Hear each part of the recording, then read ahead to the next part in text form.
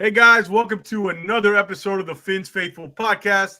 We're currently live on X and on YouTube, guys. Everybody hit that like and subscribe button, help support the channel so we continue to bring you guys great guests like we have tonight. My man, Bobby Shouts from the Dive Bar podcast, bro.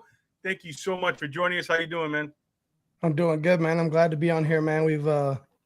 Me and you've talked for like a few months now. I've followed your stuff. I listened to your podcast when it was just audio, and you recently made the changeover. And I've always tried to support what you do. I like what you do, everything you bring, and your angle on everything. So I'm glad we can make this happen. I'm glad I can jump on here with you and finally meet you face to face. Yeah, man. Thanks so much again. And before we start, tell everybody about the Dive Bar podcast, man. You guys have blown up. You got players, Tyreek. I mean, tell everybody how it started and kind of what you guys got going on over there at the Dive Bar.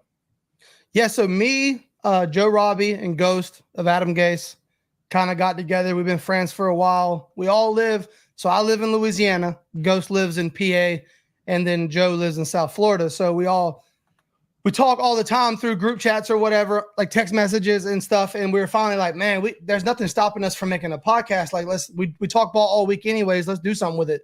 And we all got a decent following. So we were like, yeah, let's do that. And man, I swear, we announced that we were going to do a podcast, and we got real lucky, man. Blake Ferguson reached out like the day I announced that we were going to start a podcast and was like, hey, whenever y'all get up and running, I want to hop on. And I was like, dude, you can be the first guest. Like, I don't care. Like, let's do it. And he was like, I'm down. And man, we did Blake, and it was just, man, it just rolled one into another. And we did like this off season into training camp and preseason. We ended up getting like 15 Dolphin players on, I want to say. So, man, it was awesome. It's been an awesome run. We've had a lot of fun with it. You know, we focus on the human side of players and give them an outlet they don't normally get. They get to talk about stuff they normally don't. Cut up, have a little fun, be themselves, not, have to be robotic or anything. And man, it's been great. And they all enjoy it. They truly love it. And they've been really supportive. And I can't really believe it even turned into what it has. And now, it's more, we're, in the season, the players are kind of locked in, which you kind of hope they would be. And it's been more of just the guys on there, chopping up the game every Tuesday night, 7:30-ish. So, yeah. Yeah, make sure you guys check them out. Follow their channel, follow all their content. They do great stuff over there. All right, now let's get into yesterday's 15-10 win. They squeaked out one, barely by half a foot, literally yesterday. It was a must-needed win. Imagine going to the bye week 1-4. The noise would have been even more around McDaniel and the whole organization. What were your thoughts, I guess, generally, how Mike McDaniel adjusted finally? And I thought the game plan was better for Mike this week. Yeah, well, I think the starting point would be he stuck to a game plan. So we ran the ball, I think it was 40 times. So like that's incredible. I mean, Seattle game, we ran the ball 18 times when I think we should have ran it 40 times. So to see Mike McDaniel be able to, come in, say we're going to run the ball and play tough defense, and we're going to see where that gets us, and we're not going to veer from that no matter what. He took the points when he had points. I will say this. I've seen a lot of people bragging about that. I was kind of wanting to go for it there at the end on 4th and 1 just because I thought we were, getting some good flow on offense, and I thought we could get it. But we took the points. It ended up working out. We got a touchdown the next drive. So, yeah, I was happy with the game plan. I think that was a more realistic game plan and something we can carry over and win with our current situation. Yeah, I thought I actually liked that he took the field goal. I said, okay, his mindset, he's in the right place. I think he finally understood. And the 7 straight runs to end the drive, if you notice, the win we had in Jacksonville, the end of that game with, I think it was Jeff Wilson, we found something here. When we run the ball and we run it physically and we run it up the middle too, it's not only the outside zone stuff. I think maybe like guys like Robert Jones and Eichenberg are more effective. Yes. Jones is, he's not, I'll put it nicely, he's not great in the second level in space. And I thought Robert had his best game yesterday, by the way. But I think that's something, like you said, that we can carry over, not just, especially even when Tua comes back. Yeah. And especially in December and January. I think we might, through all this turmoil, might have found something here. Yeah, I think McDaniel even made a good point today. I think I almost shed a tear at work today. I read a quote Actually, let me pull it up real quick. Yeah, I know. He did have a really good quote. He had a quote, damn near word for word, what I've said for like a month that I wanted to see. He said, this league, you have to run it when you know you're going to, when they know you're going to, if you want to be successful in big games, in tight games, in November, December games. We found our identity. Like, dude, if that don't get you fired up, if he truly means that, if that does not get you fired up, nothing will. Like, it truly feels like something clicked.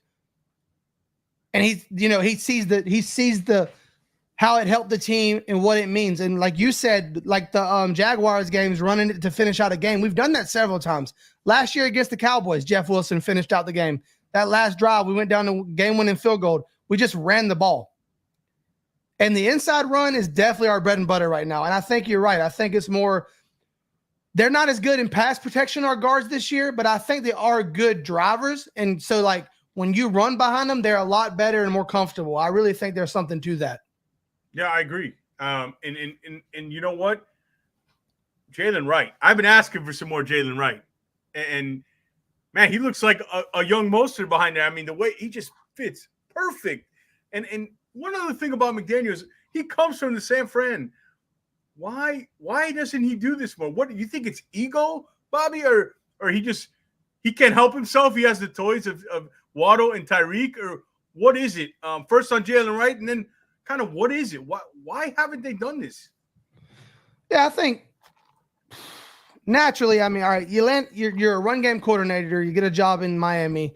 Next thing you know, you're handed Waddle, and the team trades for the best receiver in football, Tyreek Hill. I think some of that takes the choice out of your hands a little bit. You realize, wow, well, I went from loving the run game to having Jalen Waddle and Tyreek Hill. Maybe I love the passing game. So naturally, you're going to lean into those guys. You want the ball in your best player's hands. But it's weird because, it's always worked when we used it. And I don't know if it's like pressure, like maybe he thinks he needs to get Tyreek the ball or, if something like that. But every time we run the ball, it works, man. And he's a run game coordinator at heart, or at least that was his title. One of the best. So it is tough to see. And yeah, it was awesome to see Jalen Wright, get an uptick in carries. Unfortunately, because Achane got concussed there. Hate to see that. Hope he bounces back. The bye week should help him a lot with that. But man, I've talked about Jalen Wright a few times. It's just good, and it seems like he's really settling in and the game's slowing down. Some of that all 22 of Jalen Wright was incredible. Like his vision and patience, and the way he explodes when he does see it. Jeez, Jalen Wright and the one cut and the one. I saw one play where he made one cut and and he accelerates and it's over. Dude, yeah. Anybody who watched his film in college, because I did draft shows. I get really into the draft, and I take my time and watch players. You know what I mean? I'm not one of those guys who, talks about a player, reads the scouting report, and that's it. I put on the film, and when you watch Jalen Wright, you said, if this guy's available, Mike McDaniel is going to be going crazy for him, and obviously they did. It was good also to see. Yeah, go ahead. I remember when we drafted Jalen Wright, some of the guys were like, what the hell, another running back? We got this problem, that problem, we're drafting. I was like, whoa, before you go crazy, figure out who Jalen Wright is. I was like, this guy at this point in the draft, this incredible pick. And they all, once they, kind of settled back in and came to their senses, they realized, okay, this was a good pick. It was the pick that needed to happen at that point. Yeah, he's their this rookie class, he's their most productive rookie, I would say. We'll get into the other rookie on the other side of the ball because, he's an interesting one, we'll say the least. But a guy who did show up from the missing person file was Jonnu Smith. Finally, again, they got him early. I think he had, 2 catches early on. Mm-hmm. It was good to see the tight end involved. Are you hoping to see more Jonnu and less Julian Hill, or are you – everybody's on the get rid of Julian Hill. He serves a purpose, all right? Well, he's kind of like Liam Eichenberg, man. Liam is a really good player. But what happens with Liam is Liam will make 1 or 2 mistakes during the game that ruins everything else he does. And that's kind of what I see with Julian Hill. He's obviously out there for a reason. But, yeah, I was glad to see the tight end get involved. It seemed like Mike McDaniel heard all the podcasts and all the shows finally simplified it and got the tight end involved. Yeah, well, I think Jonnu is a playmaker. So, he needs the ball in his hands just like Tyreek needs the ball in his hands. And they did it a little bit in the Bills game. Unfortunately, it didn't matter much because we were getting our head stomped. But they did it a little bit in the Bills game, and it all worked. It had some good plays there. But Jonnu's a ball player, man. He's a playmaker. I think with Julian Hill, kind of like with Smythe sometimes, if you try to get more than you should out of them, put them in situations they're not really built for, you're not really doing them a disservice. So like I feel like Julian Hill probably doesn't need to be trying to catch 30-yard balls down the seam in the end zone and stuff like that. He's your guy. He's a hard-nosed guy. He likes to stick his head in there and block. So bring him in motion, let him block. If you're asking, Julian Hill to catch 30-yard balls, you're probably setting him up for failure anyways. Yeah, and the penalties you've got to cut out. I mean, that's they're drive killers, especially with this offense. The penalties are what the biggest problem is. But that's now the defense, man. Again, another great defensive performance. Zach Sealer, particularly guys who stand out for me, man. Zach Sealer is somebody I'll admit I was concerned without Wilkins how he's going to look. Maybe it was the other way around, Bobby. Zach is killing it, man. Talk a little bit about Zach Sealer, man. The All-22, he did his thing. Yeah, Zach, there was a chart or a graph that came out the other day, and it was like Zach Sealer and what's his damn name? How am I forgetting right now? What's our Campbell? Calais Campbell, yeah. They were Jesus Christ, yeah. Brain fart. Calais Campbell and Sealer were like top right, like all the way over. It was like our freaking production out of them two.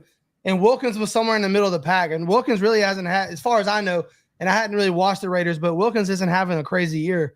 And yeah, you're right. It seems like Sealer has just took another step.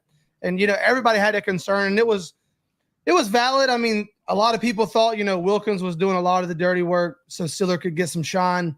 And I think it was the other way around. I think, Sealer was taking on double teams and coming over so Wilkins could get off on stunts and whatnot and really help him stay free sometimes. And Sealer really has stepped up. And then, with Campbell, Campbell's Campbell. That's probably a future Hall of Famer right there. And to see him playing the way he's playing at 38 is insane. This dude is just like, he's figured it out. Whatever the Father Time thing, like he's figured it out. So really happy with that. I think other people that stand out right now, I think Ramsey, some people got down on Ramsey early on because he let up a couple big plays, kind of weird plays, just whatever.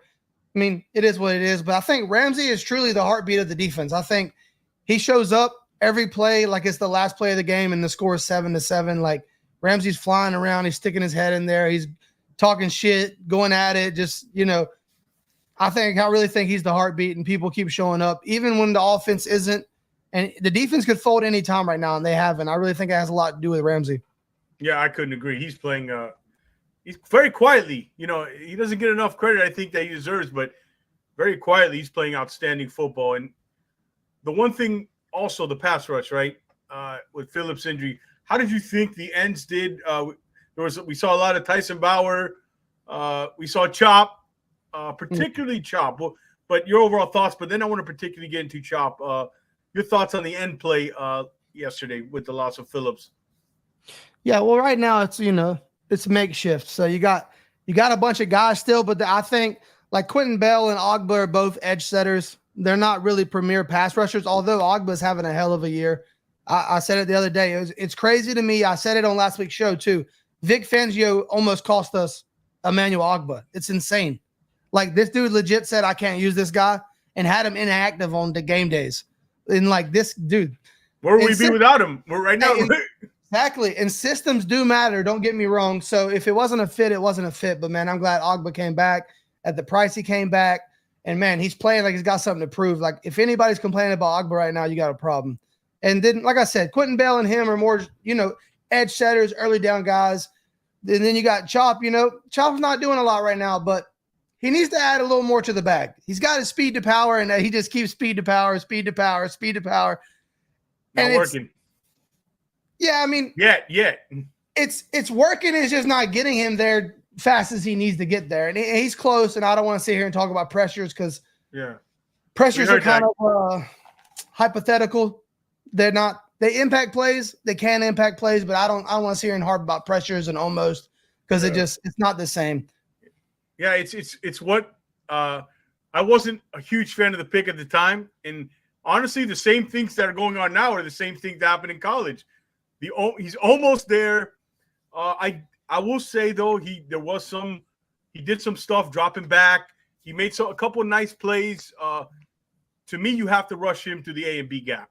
That's his thing right now. Because for the outside, you said he translates power to speed very well. But this is the NFL, man. You're not playing, in University of Indiana. So to me, I like what they did. A lot of stunts of this game that you saw. If you noticed, so he was going much more to the A and B gap, and he almost had a sack. I just think he needs another year in the weight room, man. He's a third down rusher. I don't want to see him out there in first and second down yet. But yeah, overall, the pick he's basically what I thought he was in college, man. How did you feel at the time about the pick? I didn't think he was.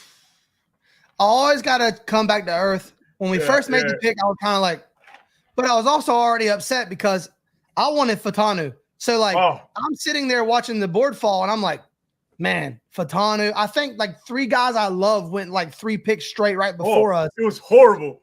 Which left us nothing. So I was like, really, honestly, I was like, stay here, get Graham Barton, or trade down a few, get Graham Barton. That's really where my head was. So when we went Chop Robinson, which didn't really think we needed Chop Robinson, although, Chubb was hurt, Phillips was hurt. I get that. And now looking at Van Ginkel. Anybody seen Van Ginkel?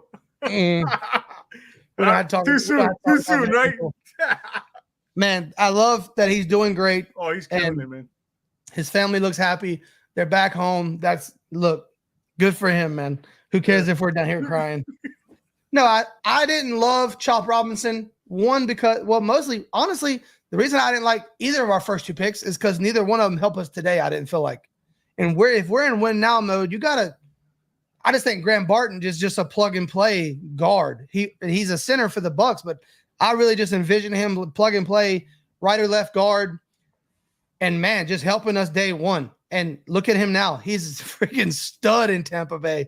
So, and then Patrick Paul, he literally is playing out to be a 1-year project. And look, he could be great. Like, he's shown flashes. Like, don't get me wrong. If Armstead, God forbid, goes down for a long period of time, or at some point was have a season-ending injury, I think Paul could step in and play good enough. Like, he'll look like a rookie. Don't get me wrong. You'll have to scratch your head every once in a while, but I think he also makes plays. Yeah, so, I didn't notice him. He made a few bad plays again when he started last week, but he was okay. You know what I mean? For a rookie tackle, he wasn't. I didn't like either of the picks for the same reason you just said. And I should have known when Richmond was up announcing that pick that we were going to take a tackle, man. And I watched a lot of Patrick Paul tape. Wasn't a fan. And the thing that got me not going back to the draft, but is everybody says he's a project. Dude, he's been like in college for 5 years. He's 24 years old. I don't consider that a project player, but in Butch Berry we trust, I guess. It seemed like all their picks were for 25, right? Like the Moser replacement, the Chubb replacement, and the Armstead replacement. But all right, now moving forward, getting away from the draft. The toe touch rule, man. Did you even know that exists? Because when I saw the replay, I was like, oh, okay, he got the toe in. Yeah, so when I first seen it, naturally I just was like, oh, that's going to be a touchdown just because I'm a Dolphins fan and that's how that goes. But I was aware that there was a rule one way or the other, but I wasn't exactly sure how it went. But as soon as it was explained, it makes a lot of sense. Don't get me wrong. It's a shitty rule. Like, if that happened to us, I'd be like, what the hell are you talking about? But it is the rule. If the rule is what they say it is, that a toe drag is not the same as a toe. Like, that's a full step when you're going backwards. So it's considered this one whole step. I get that, and it makes sense, but I ain't going to lie. That's tough. Yeah, if I was a pick, I thought it was a touchdown, like you said, just because Dolphins, it was going to happen. Yeah. Let's not mask the facts. They mask the point. They didn't play great. This wasn't a win against. To be honest, it looked like 2 1-3 teams playing, right? Yes. If we're being honest, but it gives us hope going to this bye week that with Tua coming back, potentially versus Arizona, when he's eligible, right? Because we have bye week, then the Colts, then he's go back Arizona. McDaniel talked about a little bit that today. he talked about he doesn't want to get too much into it, but he said nothing negative. It's on, everything's on schedule. Do you expect Tua to be back Arizona, or do you think it'll be a little bit longer? I think that if it's up to Tua, which apparently it's not because he got put on IR when that's not really something he wanted to do. I'm not going to get into that too much. If it's up to Tua, he's playing against the Cardinals. I think that, and it's kind of frustrating. I think they put him on IR for the, just to look good or to do the right thing for the player. But it's like, for me, I feel it's pretty simple for me with players. You sign up for what you sign up for, knowing what you're signing up for. If Tua wanted to play the next day, look, hey, I wouldn't recommend it, but you're strapping up. All right, let's go Tua. That's how I feel about it. So I don't really feel like doing it for the aesthetics and trying to please the outside looking in. And I feel like Tua also it gets too much noise compared to other Derek Carr had 4 concussions one year in a month, and it didn't even get talked about. I think because Tua's concussions look so bad and the fencing posture, they look so bad, people really get stuck on him or give him too much credit. Where reality is, how do you feel the next day? What are the doctors saying? That's what really only matters. I know a lot of people don't know, but the year he had all the concussion issues, the Green Bay game, he didn't come back that year because he truly struggled for a long time. He couldn't do bright lights. He had migraines. He truly had problems. And if you even remember, when we clinched the playoff game and he stood in the tunnel and congratulated all his friends? He stood under the tunnel in the dark. Oh, okay. That makes sense. That wasn't on accident. No one knows. Everybody thought he just wasn't out there. No, he couldn't. He couldn't deal with it. He truly couldn't. This time around is Disney on Ice the next day, which once again, I don't really care about that either. You can't stop your life. You think he decided to go to Disney on Ice the next day? No, those tickets were probably bought. That was planned out. They had a long week. Show goes on, baby. You know what I mean? You got to live your life. Yeah, I agree. I mean, look what happened to Josh Allen yesterday. Josh Allen was knocked out, and he's back in. Dude, don't get me. That's my whole point. Tua gets such a crazy rap because of how his look. It's really that. I mean, hell, think about it. Tua, the Bills game, his very first concussion. He gets up wobbly, goes, and they don't even, he didn't do the fencing thing. He's back in the game after the second half. He's throwing touchdowns or throwing deep balls to Waddle. We beat the Bills. The next game, he hits his head. He does the fencing posture. He's out. And he misses a month? What did he miss that time? A month? Came back for the Steelers game? Yeah. So I think you said it best, man. It's the optics of it. Yes. It just looks awful. And it happens on Thursday night games, it seems like. Right. The whole nation Thursday. Looking at it. The Thursday night games are cursed, man. No one benefits from them. I feel like short weeks, you're just asking. The bodies are already going through so much. These are peak athletes. They're putting their body through so much. It's man, Thursday night football, it's cool. Don't get me wrong. It's cool to have, not long to wait to see another football game. And tonight or it's cool to get off work and watch football. But Thursday night football is probably not helping anybody but the NFL's pockets. Yeah. That's true, guys. Everybody who's watching on YouTube and X, smash that like and subscribe button. We got Bobby Schaus from the Dive Bar podcast kicking in here, talking Dolphins football. All right, continuing with Tua. I think you made a great point. He knows more than anybody else how bad the concussion was or how he feels. You said after the Green Bay one, he's got problems for a while now. To me, you're the next day going to Disney on Ice. He's probably thinking, man, I'm ready to go. I know how this works. But I agree with you. I think the Dolphins you can't blame them. I think they almost had to, man. Because Tua, with everything that he does, it's polarizing. I don't think I've ever seen anything like it. It's like Tim Tebow, but this guy actually can play quarterback. You know what I mean? You know what I mean? That whole thing. You know what I'm saying, right? The whole Tebow effect. It is and I've talked about this so many times. I've seen a lot of people talk about it, sports shows, podcasts, friends. No one knows why, really. No one really knows what made him this polarizing or like what it was.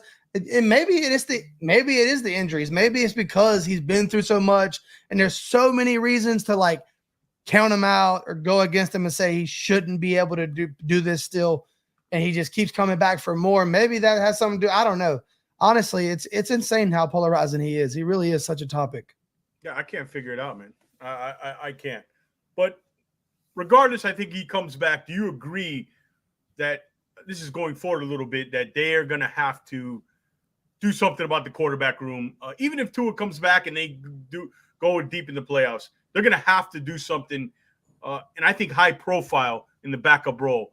Do you think it's more likely that comes maybe in the second round of the draft or even a late first? Or is it something you think happens via free agency or trade? And somebody made a great point. I don't know which podcast it was. It could have been your guys or somebody. I wish I could remember. But like have him in the Alex Smith role, right? If he has another concussion and he can't stay healthy, kind of have him in that role as mentoring somebody. I mean, unfortunately, we all would like a healthy Tua, but it is what it is, bro. You know what I mean? Yeah, I think that his injury history, and he has one. I mean, he's had injuries. I think somebody looked it up. I think he's been hurt every season he's played football except one, which was last year. And I think no matter what going forward, like you just said, even if Tua comes back, we light the world on fire, we go into the playoffs, we win a game or two. Next season, you have to prioritize, and you will, moving forward, if Tua is your quarterback, you will always have to prioritize the backup quarterback position.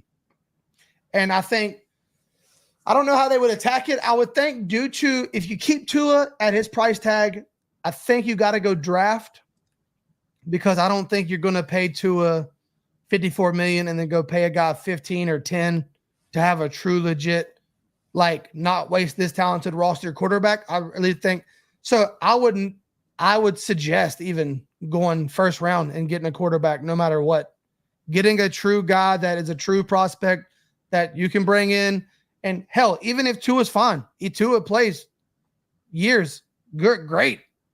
Build this guy up, let him do whatever, hey, I don't care. You can't go forward, especially with as talented as team is, if you're going to keep trying to contend and keep all this talent on the team without having a true legitimate backup quarterback. Yeah, and they don't have to look too far. The kid at UM. and I'll plug tomorrow, 1:00. I got Ryan Roberts from Rise and Draft coming on. We're going to take a look at the early of the 25 QB class, because there's been a bunch of mock drafts now, bro. Dolphins quarterback. So I think the bigger question is, do you honestly, if he's here, and we'll talk about Chris Greer, which I think he will be, do you think he would do that? That's a tough one. What should and what will happen? Yeah.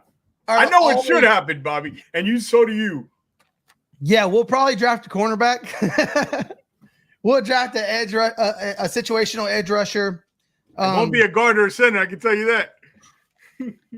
Yeah, you just really don't know. Like they consider certain positions important positions and prime positions, and that's their philosophy. And like I said on a show we recently did, like, it's not even about, like, if Chris Greer was even, let's say we wasn't having struggles right now, everything was great, it's still not a philosophy I'm like in love with. So like this team looks awesome. August, September is not a January team. So like in this philosophy of building from the outside in, always falls apart come December, come January. So I feel like you need a true architect type that wants to come in, build it from the inside out, not be impacted by the noise around him, and truly build the team that he wants to build. Yeah, I agree with my bro, Colin Prince, 21. The problem is drafting a quarterback in early rounds is never the approach until, though. And that's true. This team has been allergic to quarterback competition. You know that, bro. And that's something that's bothered me and for a long time. And they are influenced, I think, a little bit by the media, but a lot of teams are. But I want to get into that. The reason why they haven't touched the quarterback room, my theory is they're comfortable. They didn't want to mess with Tua's confidence, right? I think that's been part of my problem. That's over with. Tua's proved what he is. if you can't bring in anybody to mess with his head, then you don't have the right guy for December and January, man. You know what I mean? So that's A. And B, Chris Grier, I don't know what it is or how he keeps surviving. And I have a theory about that as well. I don't know if you know any more about that, but to me, I think it's Stephen Ross's comfortability with him and with Garfield, and Garfield goes comfortable. They don't want to mess that bubble up, Bobby, because if you bring in somebody who's a dog and knows how to run an organization, Mr. Tom Garfield going having no say on football, and Chris Grier won't be there. You know what I mean? If they bring in, I don't know, an Adam Peters like the Redskins brought in last year, look what they've done. I just think he's finally got it where it's comfortable, and Stephen Ross is up there in age. I don't think he wants to change. But do you think there is a possibility if this thing, they win 6, 7 games, that Chris Grier will be the fall guy, or you think there's no possibility of that? No, I definitely I don't know how you go through this season and win 6 games and not fire somebody, if not multiple people. So, I don't know how. And I think that you're right in some extent. I think Ross is comfortable. Also, I feel like his age has probably a big factor in it. He knows if he don't have, he wants to win a Super Bowl in his lifetime. I'm not trying to wish anything on him, but he probably doesn't have, 20 years left or anything. Yeah. So if they throw it in now, it's another 5 years before he can truly be in this spot again, or 3 years. I'm a Dolphins fan. I'm not believing they're just going to flip around and fix everything. So I understand that part in some sense from his perspective. Also, with the theories on why Chris Grier can't get fired, look, the truth is, you know how it was, or it is. You got your homeboys. Y'all been through stuff together. Y'all know each other's skeletons. Would you keep your homeboy or try to pick another homeboy that you don't really know? You can ride with this guy. You know what y'all done together. You know what he stood there beside you doing before. So it's kind of like, he's got 20 years in the building, man. But unfortunately, for our perspective, it's 20 years of no playoff wins, no reason to believe in the guy. I feel like if we win 6 games, you have to at least fire Grier. Now, that doesn't mean they're going to do that, but I truly believe you can't pay the amount of money and have the amount of resources tied into a team and go and win 6 games and not realize that's a major, major issue. Yeah. And it's got everything to do with the roster construction. That's in the last 25 years has been roster construction is the problem. He had a blank slate. He had what every GM would love. Here it is, blank check, blank slate, all these draft picks. What did he do? What he's done the whole time. They built a 9-10 win team. It's the same thing. It's just different. It's got more toys on it. But you try to mask it up with trades of Ramsey, and these are fantastic players, don't get me wrong. But you and I can sign big contracts and trade multiple draft picks. But a GM is, where's the power move? Where, is it Tua? Where's your going up to get Josh Allen? Where's your going up to get Pat Mahomes? Where are those moves? Look, I'm tired of being good at drafting safeties and defensive tackles. You know what I mean? Draft me a tackle. We take a receiver at number 6. I love Waddle, but he's a 5'10" receiver. We took him at number 6. He better be a Hall of Famer. You know what I mean? At that pick, at number 6, when Penny Sewell was sitting there, and I was banging the table for that, man. And as much as we love all these draft picks we got, hey, look at Houston, man. Look at their left tackle. He's an anchor over there, Laramie Tunsil. So it's sometimes I make this point. It's not who you take, bro. It's sometimes who you don't take. And I think that's the problem with the Dolphins.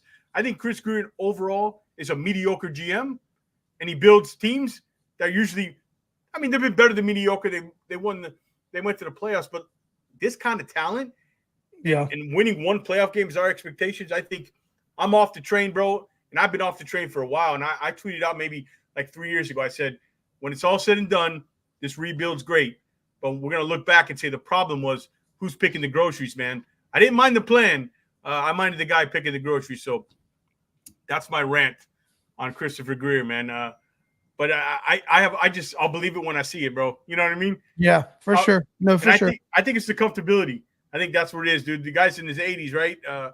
He doesn't want to change, and as far as McDaniel moving on to the sidelines, I wasn't ready to get off the McDaniel train. I think that was way premature. I do think Mike's honeymoon's over with Mike. I think his inability, even though he showed it this week, he game planned better. His inability to win, and it can't be just one quarterback and run your system. That's crazy. This team is not. Tua's great, but he's not. People who tell me that, I'm like, no, man. You got to change your game plan. Tua can run the system. It's built for Tua. Okay, we know this whole organization, everything is in place for Tua to succeed, and your backup quarterback has no similar skill sets to Tua Tagovailoa. That's crazy. That's a fireable offense on its own, but that's for another podcast. Your thoughts on Coach McDaniel, and how do you evaluate him so far now? So first off, I'll say this, full disclaimer, I'm a big McDaniel guy. Like, I don't think, and I've said this before, I don't think there's been a coach that I have rooted for more than I do McDaniel. Like, if there's anybody I want to see succeed, it's McDaniel. Like, I really hope he's the guy. I think you're right, and I've said that. They built a team. I think McDaniel did come here because he believed in Tua, but I think he took it a little too far. And life coach. Yeah, he truly built. Well, I just think he truly built an offense for Tua's best skills, which is fun. But I think some of the other downfall is when Skylar Thompson comes in or Huntley comes in, he tried to run the same offense. And you got to understand that you no longer have Tua, the point guard, put the ball, timing, dressing up the plays with the hand fakes, turning his back, turning around, knowing every in and out of the offense. You don't have that no more. You got to dumb it down. You got to dumb it down and give these guys a chance. Just line up, run normal plays. That's right. Run normal plays, run the ball at the middle, run the ball 40 times. The recipe was last week. Take your shots off play action when you can. We got back to the middle of the field. We had some really awesome play actions to Tyreek and Waddle in the middle, 15, 20 yards, bread and butter stuff, man, and just run the ball. And I'll say this. I thought that we were fine without Mostert because we had Rye and Achane. Dude, Mostert looked good. I think Mostert just proved again, like, hey, don't count me out, man. I'm the OG of this system. Don't forget that. Yeah, I didn't realize till yesterday, how much we missed and how big a part of the running game that dude is. The dude just knows this. He knows where the lanes are going to be. He knows what to look for. You could just tell. He's a guy. He's been in this system 10 years. And he's literally the king of the zone running scheme. So, like, he really, and this man, to be the guy his size, his power, the way he finishes run is so surprising. Like, it always looks like, 2-yard gain, and he just freaking drives. Yeah, it's a lean. 6-yard gain. That lean, he gets that lean, and it's like an extra. I think McDaniel talked about that today, talking about he look at down the play sheet, getting ready to call the next play, thinking it's 2nd and 9, and it's like 2nd and 6. The lean he gets it's a talent, it's a skill set. Not everybody has that. I love Achane. I didn't want to see him go down, but Mostert definitely brings. I appreciated Mostert a lot more after yesterday's game. I was like, wow, I took it for granted. You know what I mean? Yeah. Hey, hand up. I'll admit it. I thought, hey, it's another year. He's a little older. We got the new shiny toys. The young kids they'll do just fine. We ain't gonna miss Mostert. Which I somewhat agree in the sense that, like, we can lose Mostert before we can lose Tua. Or Tyreek or Waddle. Yeah. You can't lose Tyreek. You can't lose Tua. You can't lose Jalen Ramsey. I truly believe those things. So it's true in the sense that, like, Jalen Wright can step in and take 30 carries. I have no doubt. But seeing how he handles that offense and how he runs within that offense and how all of a sudden, there are running lanes. Okay. No. Yeah. Okay.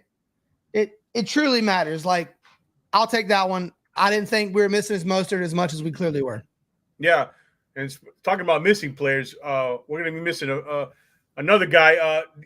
Juwan Holland came out of that game. Broken hand. Is it broken hand? Is that what? Yeah, I think so. Yeah. Yeah. And McDaniel talked today. He was a little more optimistic than I thought. Said week to week. And somebody asked him if he's open to him playing with the cast. Do you know anything more about that injury, or how long do you expect maybe Holland to be out, or it's too early to tell? I think McDaniel has said himself that don't expect him the next game. So that at least 2 weeks. I think it's really how you want to go about it. And I guess it's obviously how Holland feels, how the team feels, but you could always go with the club. The club, tried and true. The problem is like you're not going to get the same player. You can't really play like you play with a club. I mean, technically you're playing with one arm. Yeah. I mean, just imagine doing anything like limited like that. So the club's cool to get guys on the field. I think it works more with certain positions. Like Alec Ingold played a few weeks with the club like 2 years ago, and you never knew about it until they tried to throw him the ball one time and it just bounced off his chest because they forgot he had a club on his arm. But I think that you're probably looking at Holland talking about it at least when you're looking at Tua coming back. Okay, so around that Arizona game. Shout out to 1896 Vice. Kenny, man, he's been on the show. He's in the chat. Marcus May. Yeah, so now what does it look like? Elijah Campbell, Poyer, I think Poyer will be back, right? The bye week should help him get back because I think he was up in the air this week, and they probably looked at it the same way. Like, we're playing the Patriots. Lord, we should be able to beat the Patriots. Let's get our vet an extra 2 weeks of rest, which, hey, is a good play, and we won, so I'll say it's a great play. That's when it works out, it's awesome. So you got your guy an extra 2 weeks of rest. So Poyer's going to get 3 weeks of rest right in the middle of the season. You know, Poyer's not the player he used to be. He's lost a step in the speed. But, I mean, hey, having his brain out there can't be, I always say that. Even if Poyer is half the player athletically he's ever been, he's got a brain that we haven't had in the back end of that defense in a long time. And I think that really goes a long way. Yeah, I agree. And if not, I think, I like Elijah Campbell. I think he could step up for a game with those guys out. I mean, because, look, what are we, 2-3 now? Heading into the bye. We got Indy, which I think Richardson might be back by then. I hope he is. Yeah. Flacco's good. I might regret saying this, but Flacco I don't know. good. I know Flacco looks good, but I get scared with those running quarterbacks, man, against us. I hear you, but look, and it's just our luck. I think we had a better chance of beating Tennessee with their starter. Oh, with Levis, yeah. Mason Rudolph come in, started running the offense like no man's business, looking sharp, making the right calls. I think there's just something to a veteran. I really hope we see Anthony Richardson. That's my opinion. Yeah. So rest of the season outlook here. Let's assume Tua comes back Arizona. I think it's trending that way. So let's say he comes back Arizona. Our schedule, we got Arizona, then we got the Bills, Rams, Raiders, Patriots. Then the end of the season, we got that Texans, Niners, Browns, Jets game. I mean, Tua's going to come back. He missed a lot of the easy games now. So regardless, we're gonna be in for it here. What do you want to see this team do, even when Tua comes back? What are some of the things that you want them to change? Because if we're being honest, the first 2 games with Tua, not like we set the world on fire. You know what I mean? Tua did not. And there's something too that the league has kind of figured out the passing game. I mean, everybody says the cover 2 stuff, but that's been around forever, man. I think that's a little bit overblown. I don't know how you feel about that. But I think it's more if the blanket coverage they're putting on these guys and the lack of third receiver. So what do you want to see them do? Is it just continue the running game when Tua comes back? Yeah, I think it's a lean on the running game to help benefit the passing game. So, that's another thing. It's not just about running the ball. Running the ball and being successful at running the ball helps everything else, mostly your quarterback. So I think you need to stick to the running game, make people respect the running game. You know the quickest way to pull somebody out of cover 2? Run the ball down their fucking throat. If you can run the ball, they're not putting their safeties 20 yards back every play. Play action, RPO or play action. And all of a sudden you they can run the ball. They believe you play fakes. All that hand dressing and stuff Tua does. Oh, he's great at it. Yeah. They're coming. They're moving. You're getting that extra step. Next thing you know, a play that would have been knocked down last week is a touchdown this week. It's that simple. It's that in the NFL, it's that much. That's important.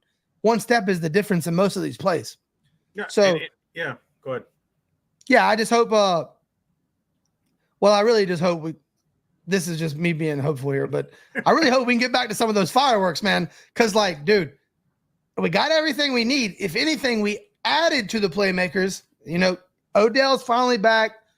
Odell is who he is now. It's not adding 25-year-old Odell Beckham, but nonetheless, Odell, Jonnu, Jalen Wright, the offense should be better playmaker-wise, and the plays have not been as explosive. So I hope we can get back. I hope, you know, Tua's in those meetings. McDaniel's really deep in his bag, trying to figure out some new stuff.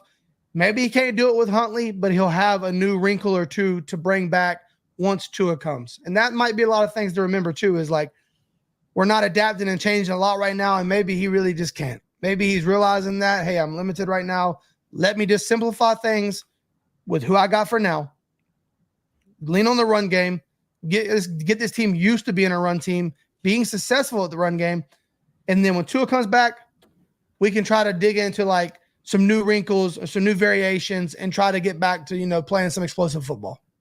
Yeah, we got Cam Smith. Any word on Cam Smith? Is he back for after the bye, or was he back? I don't remember if he was. He was back practicing this week, but he didn't get activated. Right. Honestly, I mean, I think you got to activate him at some point. He's a second-round pick. You have to figure out eventually, throw him in the fire and figure out what you got or don't got in the guy. The problem is they're so weird with DBs. Like, in my opinion, Ethan Bonner was QB3 all offseason in the preseason and looked it. Not even just like, that's so confusing to me. Honestly, Every week that Ethan Bonner is inactive, I truly just scratch my head. Like, I'm not really sure what you're trying to pull. And I thought it was because they truly wanted to keep him healthy. If one of the outside guys went down, they'd have a true starting cornerback sitting on ice. And then Fuller didn't play and Storm Duck got the start and Bonner didn't even play much until the end. And I was like, okay, well then no, he's inactive because they feel like he should be inactive, I guess. I really don't know. Yeah, I was shocked that first game when I saw he was inactive, because the whole offseason it was like Ethan Bonner, third corner, especially he could play on the outside. I mean, I guess, you know, Storm Duck has looked good in fairness to Storm. Yeah. I mean, do you think maybe Bonner, a move to safety could be in his future, or I mean, I don't know. I think that he has said this. I think that he's open to whatever the team needs. But he has put all his focus, every single bit of it, into being a cornerback, into learning the cornerback position. So I don't think that's something the team wants, and I don't think that's something he's looking into at this point. It could be. I mean, he's got the range, the speed's there, the athleticism. I'm sure he could make it happen, but I really think he's your corner. I thought he was QB3, but I guess not.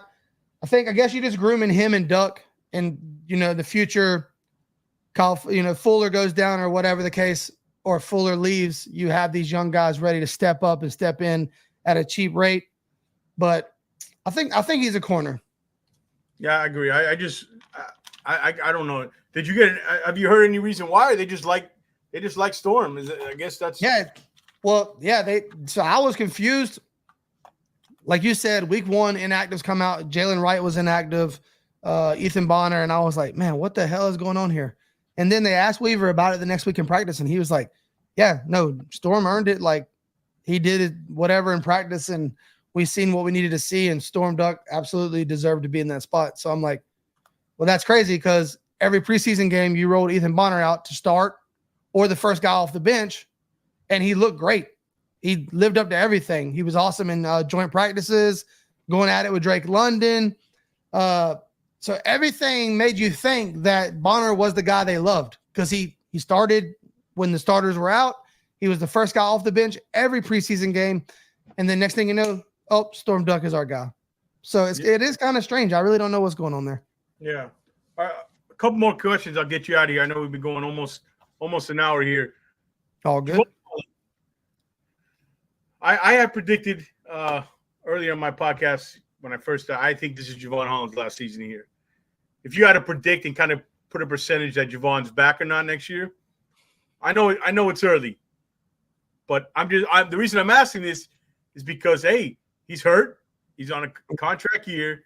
You know, if he knows he's not coming back, could that affect? I know and I heard that they weren't happy with him taking some time off. They thought he could have came back earlier. I mean, I heard that through a birdie, that when his injury, they were disappointed. They thought he could come back. Do you think that kind of affects when he comes back this year? And would you lean one way or the other, or is it way too early to predict that?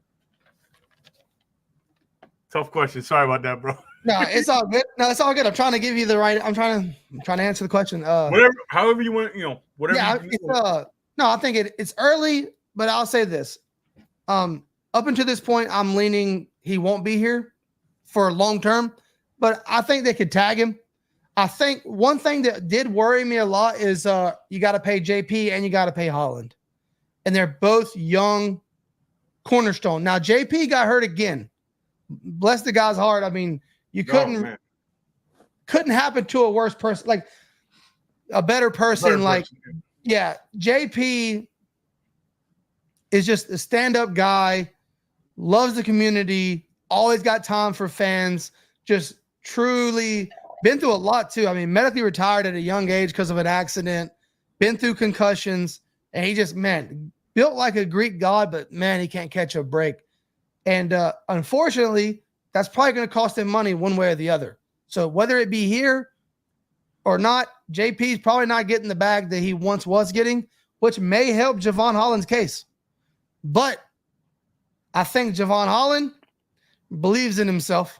Take that for however you want.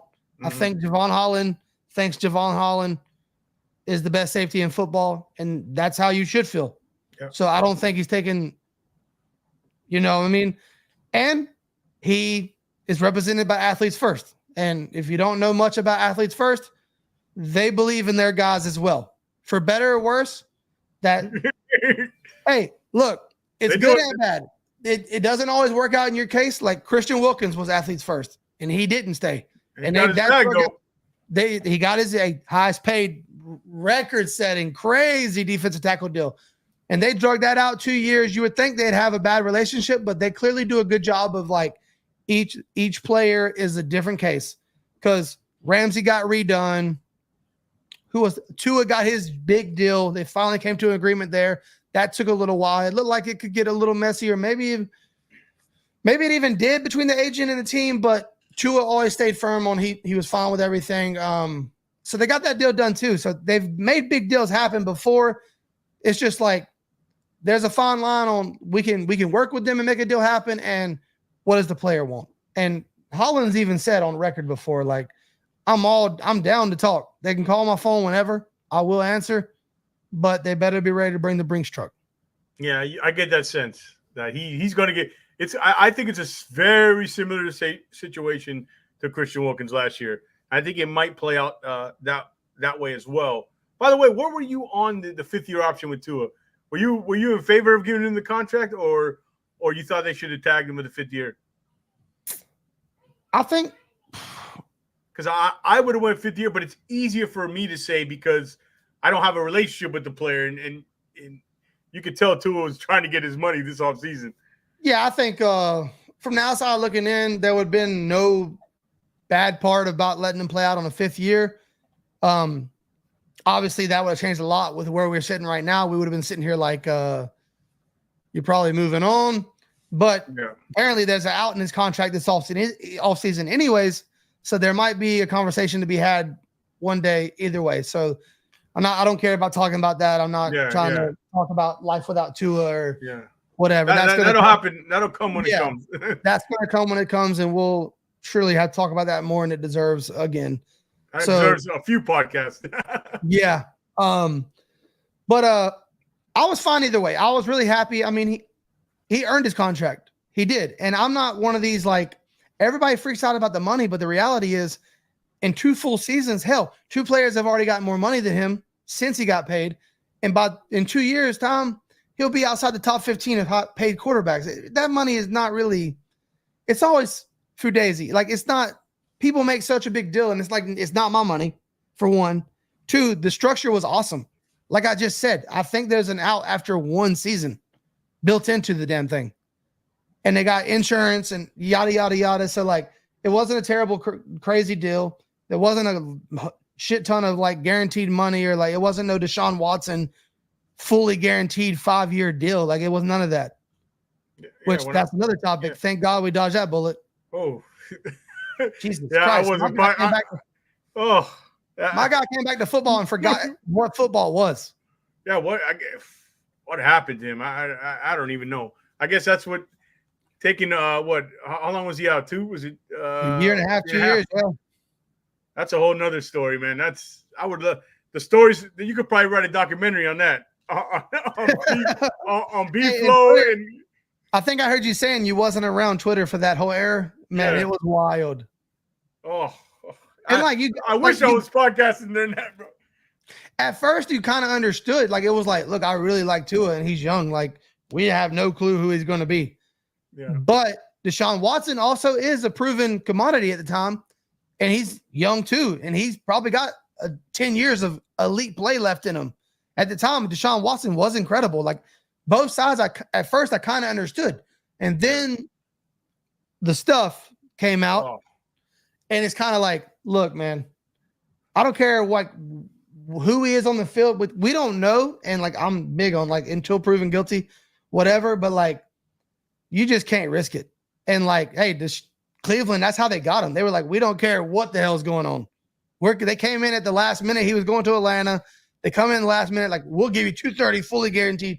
We do not care. We'll give Houston whatever they want. We do not care. Like, and I was like, that scared the shit out of me. It's like, no way I'm in on Deshaun Watson anymore. Like, no way you can do that to your franchise. Yeah, yeah. Go ahead. The one variable that I thought was the thing that was could be controlled was how good of a quarterback he was. That's what's ironic about this whole situation. He didn't get in trouble legally, although there's new stuff coming up every day. He didn't get in trouble legally. He got to come back to football. He had like 8-game suspension the first year. I think. Yeah, it seems like forever ago. What ended up costing him is he just seems to have forgotten how to play quarterback. Yeah, he's awful. I mean, I'm surprised Cleveland's not trying to get out of that deal, man. You know how? It's a full guarantee. I bet they're probably, but maybe if they have a clause in there, hopefully they probably want him to get in trouble again, bro. They might be sitting back like, hold on, send some allegations his way. Now they're going to be doing it. I think that whole situation it's like the Dolphins have so many of these stories, man. And that whole situation, I don't think they were ever going to. If it didn't happen, all the allegations, I don't think the Texans were ever going to trade him to the Dolphins. Though I think they wanted him to go somewhere else. That's what I remember thinking back then. That I don't think Cesario wanted to trade him to Miami. I think he would have went he would have went somewhere else. But let's not go back there, bro. I will say this: it's so far back now, it doesn't matter. Yeah. Everything that's fell out the way it's fell out. I will say this though: I think Houston, in my opinion, I wouldn't have thought they would have done it either. But they kind of got, and in my opinion, you said it earlier that you kind of like Tunsil, but I think we deboed them on that. Yeah, that's why I thought. And I think they would have liked to get some of those assets back and kind of debode, all right, y'all put belt to ass. Let us put belt to ass and get some of that back. Yeah. Also, I will say I think that deal was close to getting done at one point to the Dolphins. Yeah. Before the allegations, I heard that this was happening back even like the 20 draft or 20. They were trying to get him. There's no telling. Well, with the lawsuit and the things we found out now, they was always trying to do something. So, that's what's crazy about that time period is like, who knows? Yeah, who knows? The pandemic, all that. Yeah, the Tom Brady yacht. You got Deshaun Watson. The trade deadline is what I'm talking about. The very first year, the trade deadline, it was very close to being like, there was like a back and forth. And for whatever reason, it didn't work out. And the next offseason, we all knew it was going to be bidding war, and it was. And it doesn't seem like the Dolphins got involved at all at that point. Well, they fired B-Flow, Yeah, they moved on and they made their decision. We're going to move forward to it for better or worse. That's our stance. We got McDaniel, offensive minded coach. He believes in Tua. Boom, we're out of that. We don't want nothing to do with it. And the lawsuit might have had something to do with that as well. They might have been like, look, we just can't do this. Yeah, and then they made a decision to go, They were all in. They've been all in on Tua since, for better or worse. They put their eggs in that basket, even though a basket that gets concussed a lot. But, I don't know, dude. I think it's this offseason is going to be more interesting than people think. I don't know, especially with that position. I agree. It can be. And that's why we got enough going on right now to even worry about that. But that's why I say there's literally a chance that Tua is not our quarterback next year. Yeah. And like no one, and I'm not talking about because of injuries. Well, maybe in big picture it was because of injuries, but I'm saying like they might just decide to pivot. Like where you were like, we got to have a good backup. They might just need a good, like they might have a different mindset. Totally. Let's see what the record and how the season ends too. I mean, like I said, he wasn't playing well those first two games. I mean, I think Tua's going to put up numbers. Who was that? Yeah, true. He's going to put up numbers in this system with these weapons, regardless. He's not going to drop down from the face of the earth and forget to play quarterback. But the record depends where they're picking. You know what I mean? All this, that's all got to play out, and that all will determine the factor which direction they will move on ultimately. Let me ask you a question. Yeah, go for it. Let me spin it on you now. Spin it on. Now, do you think maybe people in general, or even you, maybe, I don't know where you stand on it, took Tua for granted somehow, or in some sense, after what you've seen the last 3 weeks? No. I think this is what I knew with the offense they ran. I knew Mike McDaniel was stubborn. Who was replacing him? Skylar Thompson, bro. Tyler Huntley? I mean, no. I know what Tua is to this offense. No, not so. I think people are maybe opening their eyes, but I'll spin it back. I think people are overdoing. Tua means so much, because I don't think they realize how tailored it is for his skill set, man. I don't think people understand the full complexity of how tailored this offense. I mean, it's practiced and practiced and practiced from everything they do. And then it's just a recipe for disaster to put in Skylar. I mean, who made the decision that Skylar Thompson was good enough to take over 4 games? I mean, I know I don't know if you saw in camp. I was out in camp a few times, bro. I would have stuck with Mike White. He's not much better either, but I think Mike was more consistent. You know what I mean? He didn't have the highs and lows. I just think what we're judging him against, Tyler Huntley and Skylar Thompson and Tim Boyle, no, man. I don't have doubts whether Tua – I'll answer this question like this. I don't have doubts how good Tua is. I have my doubts what his ceiling is. You know what I mean? Where's the cap?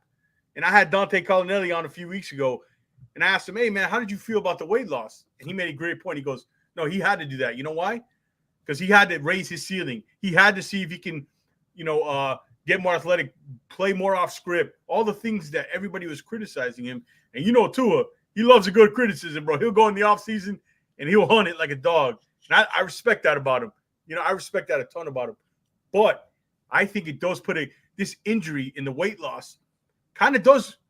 Yeah, he might come back, but does put a cap on the ceiling a little bit for me, because he ain't gonna be moving around off script. I know, he's going to be in the back of his mind, and for better or worse, Tua is a competitor, and that's why that injury happened, because he was playing like what, and he was like, I got to get this team. It's all the things we like about him, but it's also his worst enemy. So yeah, I'm not surprised. I appreciated Tua before, but again, I'm not on the Tua's the greatest or he's the worst. Now, how good he is, what's his ceiling? I don't know if you have thoughts on his ceiling or what his cap is or the weight loss. I haven't asked you about that. Yeah. I don't know if that answered your question or not, bro. Yeah, no, that did. That's good. And I wasn't trying to no. In the corner. It's good discussion. It's good. Yeah. And I do agree. You made a good point. I think some people give it too much credit in the sense that when we lose by 30 points, it wasn't because Tua didn't play. I feel like some people think Tua did so much. Man, if he's in, we're scoring 35 more points here. It's we're better. We're better. We can run more. We can run our offense. He knows the whole playbook. We're better, but how much better? That's a good point. And I think a lot of things have happened as far as like you said earlier. I agree with that. I think we've been figured out a little bit. I think people know the ins and outs and what to look for, what to take away to really make Tua uncomfortable and kind of mess up this offense. So yeah, I agree. I think we did take Tua for granted in the sense that look what like people are so easy to be like, we got to get another quarterback, but who? And now you're seeing it's not, you can't just throw anybody in here and be like, it's not that simple. So until you have a true answer that's going to be better than Tua, and I think the ceiling to that is higher than people think. I think to truly get a guy that can step in this offense and be better than Tua is harder than people give it credit. Now, yeah, you could go. I agree with that. Yes. And I think let's say like everything falls to pieces this year and we get a Cam Ward or somehow fall into a top tier quarterback. They still probably need time. So like, unless Mike McDaniel's going to redo a whole offense for someone else, they're probably not going to be on the same offense as Tua. Like that's still they're too deep into this whole scheme built around Tua. It's not as simple as people think. Everybody wants to be like, we need another guy. And it's always, and I tell my dad this, he likes to get angry on Monday mornings after we get our ass kicked and tell me these things. And I'm like, okay, that's fine, but who? Like, you're going to fire this guy who? Who you got? Who's on the street to replace him? Who you got? Well, I mean, there ain't, but I mean, I'm mad. I'm like, yeah, me too. But like, there's nothing you can do, bud. Yeah. Like, it's not that simple. It's got to be better than what they had, though. That's what I think my issue is like a Mason Rudolph, bro. I mean, even something. I mean, Joe Flacco. He was out there and he had a great year in Cleveland. Who was the kid that played for Pittsburgh a few snaps last night? Who got traded from Justin Fields? No. Oh no, they got another guy. No, not Pittsburgh. Kenny Pickett, wherever he went from University of Pittsburgh. Kenny Pickett got moved in this offseason for a 6th-round pick. Somebody with some, not Skylar Thompson, and you got to do better than that. Skylar, and I go back to my point. A lot of that is like what I talked about in the front office, the bubble in the quarterback room. Tua's comfortability. They don't want to mess with that, man. And I don't have any inside information on that. That's just me looking from the outside is, I always wondered it seems like McDaniel was brought in to be his life coach almost more than the head coach. You know what I'm saying? And he succeeded. And I'll give him a lot. Yeah. I mean, I don't think I've ever seen a guy go from Tua came in to what Tua went through to back up to where he is now. I mean, anybody want to question that guy's toughness, go ahead. There ain't no question his toughness. You know what I mean? So whatever you think about him. Yeah, and I agree. I think they definitely could have put more effort into securing a true backup quarterback. But at the same time, if you believe in your guy and you see him healthy finally, and he goes out there and he runs the system better than anybody, I do kind of understand too that you got so much money and allocated other places that you really got to be smart with how you allocate your money. And hey, they believed in Tua and it didn't work out. Or right now it's not working out right now. Yeah. They believe, but they did. They believed in him. They said, "Hey, we got our quarterback. Let's go get Kendall Fuller instead of a backup quarterback. Let's go get Jordan Brooks instead of a backup quarterback." Those things are working out, but this isn't.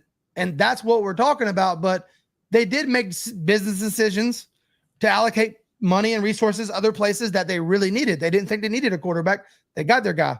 Now, there was pros and cons to that whole situation and risk. And we're going through that right now. But that is essentially what they thought. Yeah. You're talking about they couldn't change this offense. They brought somebody else in. I almost think McDaniel, Greer, and Tua are kind of tied together, bro. You know what I mean? I think McDaniel. I can't see a world with one. I think they're both not here or they're both here, unless Tua has another or he's got to medically retire or something like that. Let's leave it on this. I know I've took up a long time. You're all good, man. How close was Tua the first time, do you think? Because everybody said, "Oh, he was close to retiring." I don't know if I believe all that. He seems like a competitor, and this is all he knows. Was he ever at one point close when he first had those other concussions that you've heard of or know of? Yeah, I don't want to. I can't. No. Yeah, I can't speak for him.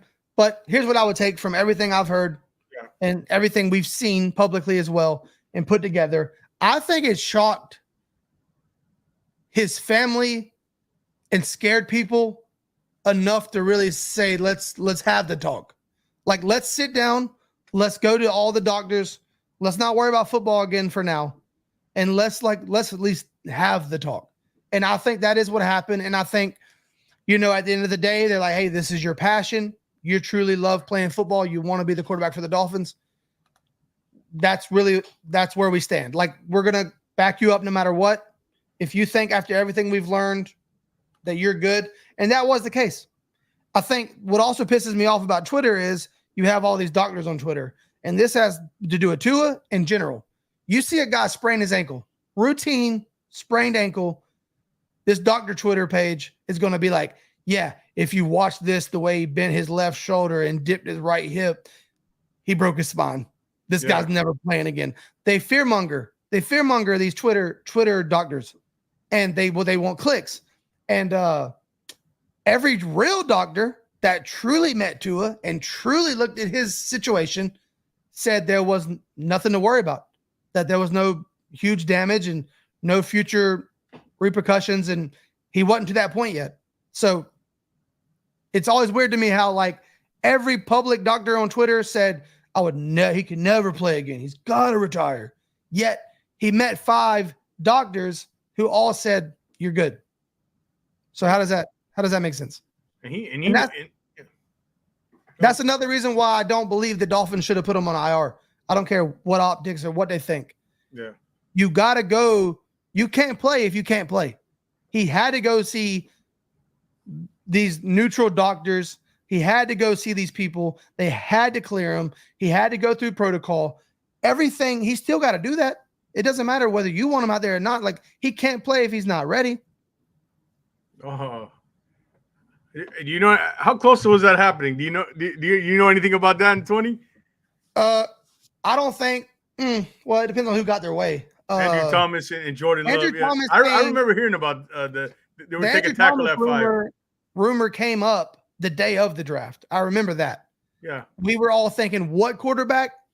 And then the day of the draft, they tried to throw a curveball. Now, if you know anything about drafts, draft day and draft week in general, bullshit.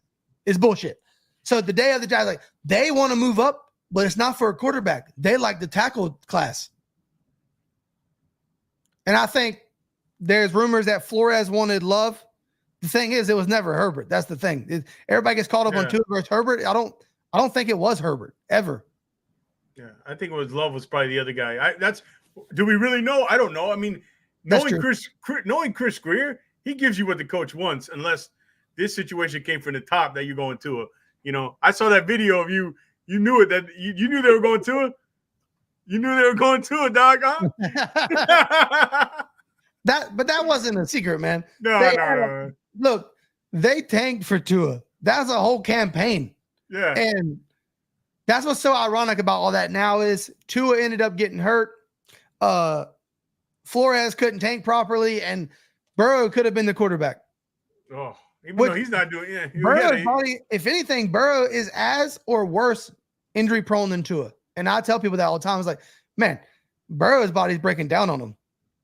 Yeah, Burrow is, even though they finally connected with Chase last week, finally, I had him on Chase on one of my fantasy teams, so I'm happy about that. But yeah, that 20 draft was, dude, that was like the weirdest draft because that was the most hyped draft, and that was a draft where, like, we started a pandemic, right? Everybody was home where they're going to have the draft, and they ended up, in fairness to Cloud Prince, they ended up going quarterback tackle. It seems like they were locked in at 5 and 18, but why didn't you go get your guy Tristan Wirfs? You know what I mean? That was the one thing I would have done different. I would have drafted Tua, and then I would have got more aggressive to come up to, like, I think it was 14 with the Bucks. Yeah. Whoever you need to come up with and get Wirfs, man. That would have been incredible. And Wirfs is the right tackle too. It made the most sense.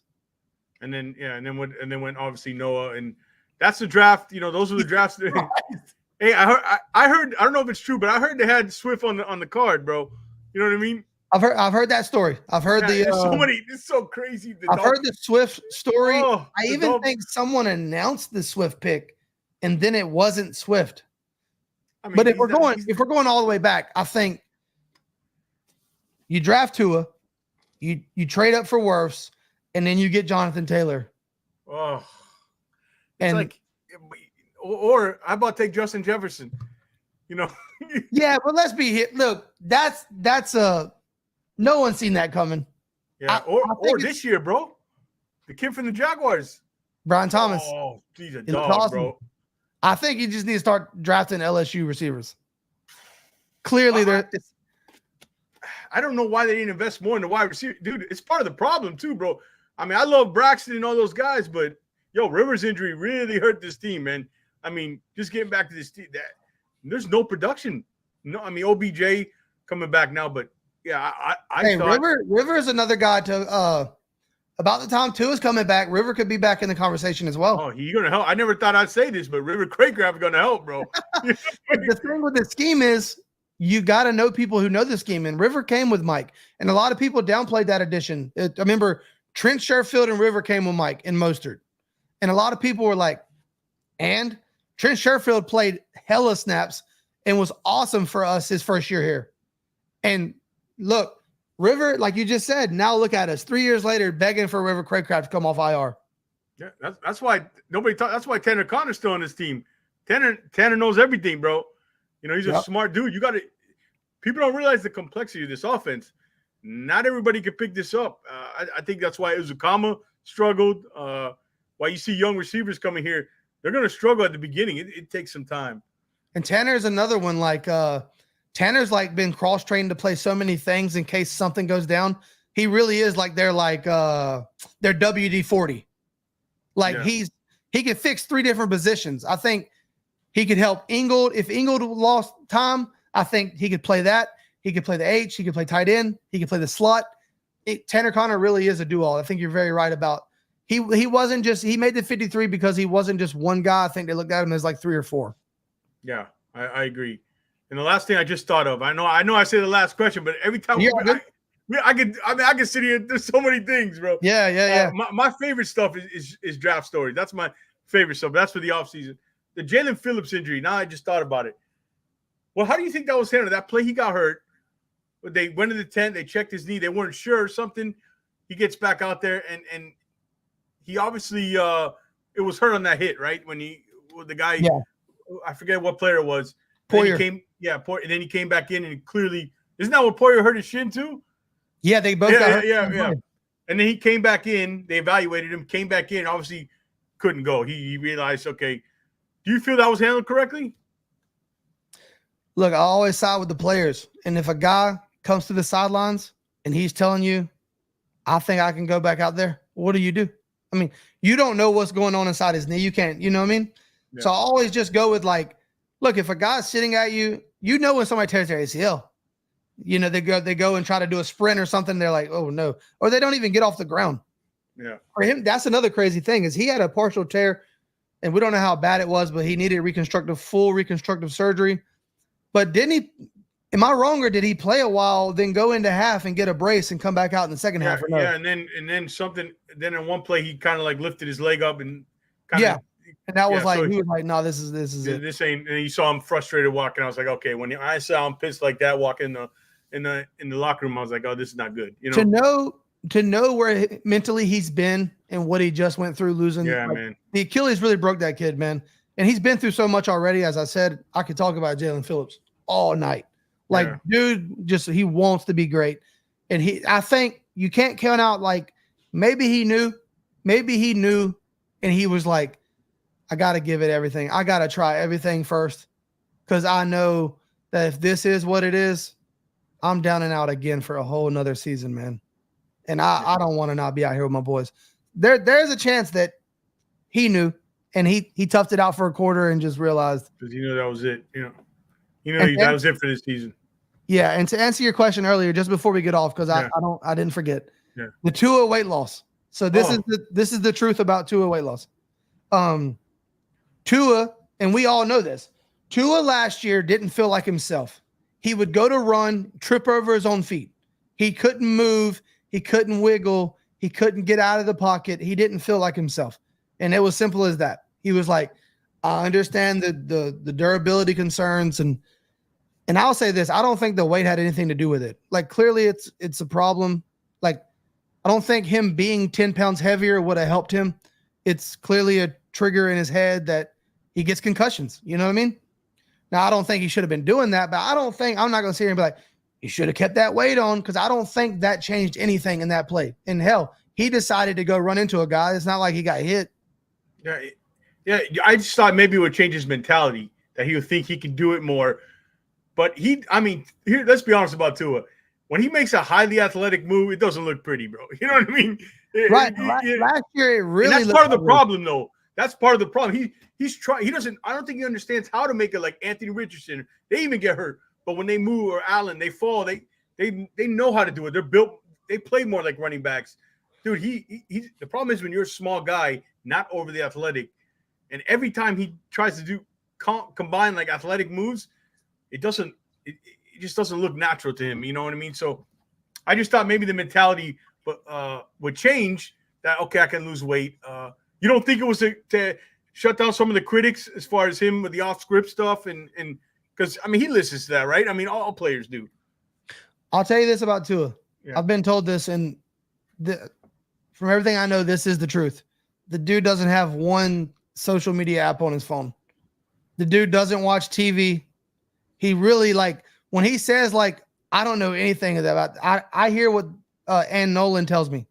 Before the press conferences, she lets me know what to prepare for, what might get brought up. I don't pay attention to none of that. And from what I know, that's all true. He really is just like, when he's home, he's home. There's no Sports Center playing in the background. It's not scrolling on Twitter. If you see a post on Instagram, it's not even him. Like, it's just, I don't think he has one app on his phone. Yeah. Now, it's not to say that in some ways he wants to be more like athletic. Like I said, he said he wasn't comfortable. He didn't feel like himself at the bigger weight. He didn't feel like he could move the way he wanted to feel. And that all goes hand in hand, one way or the other. So, look, he didn't feel like himself. He said, hey, I know there's risk in it, but I want to at least feel like myself out there. And I can't do that at this weight. I want to cut. Yeah, and that's good, and hopefully he can, stay healthy, man. And we'll see how the rest of the season plays out. I think we'll end it there. Everybody, the Monday night game is probably kicking off. Hey, Bobby, man, thank you so much, man. Tell everybody where they can find the Dive Bar podcast and what you guys got going on. Yeah, so me, Joe Robbie, and Ghost are all on Ghost of Adam Gase are all on Twitter. The Dive Bar podcast is on Twitter. I think it's at the Dive Bar podcast. We're on Instagram, YouTube.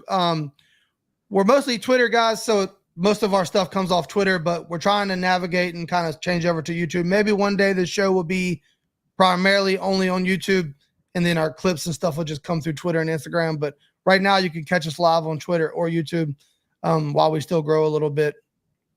But appreciate you, bud.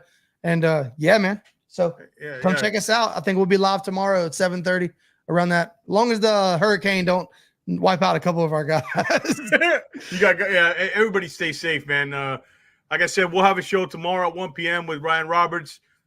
Weather permitting, you never say never how these things change, but right now we're scheduled at 1 p.m. tomorrow with Ryan Roberts from Rise and Draft and A to Z Sports, talking quarterbacks. Hey, man, Bobby, thanks, man. You know how hard it is to build one of these things, bro, and you coming on, I appreciate it and helps a lot, man. Thanks again, brother. And we'll have to do it again and get some other guys. I got to get Ghost on and some other guys on. Absolutely. All right, bro. We'll do it again. All right, bro. All right, guys. As always, stay faithful, brother. We out.